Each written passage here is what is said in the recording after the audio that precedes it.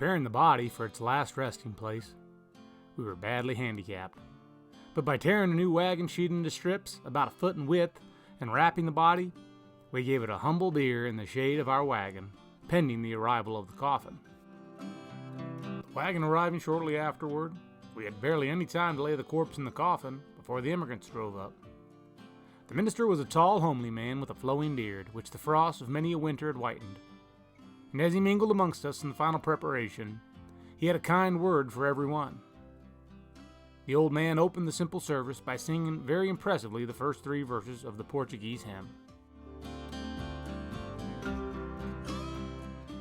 As the notes of the hymn died away, there was for a few moments profound stillness, and not a move was made by anyone. For a time we were silent, while eyes unused to weeping filled with tears. I do not know how long we remained so. It may have only been for a moment. It probably was.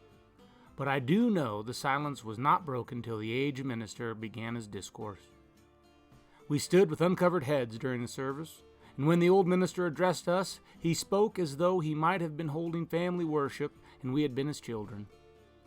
He invoked heaven to comfort and sustain the mother when the news of her son's death reached her. He then took up the subject of life, spoke of its brevity, its many hopes that are never realized, and the disappointments from which no prudence or foresight can shield us. He dwelt at some length on the strange mingling of sunshine and shadow that seemed to belong to every life, on the mystery everywhere and nowhere more impressively than in ourselves. With his long, bony finger, he pointed to the cold, mute form that lay in the coffin before us and said, "But this, my friends, is the mystery of all mysteries." The fact that life terminated in death, he said, only emphasized its reality. That the death of our companion was not an accident, though it was sudden and unexpected.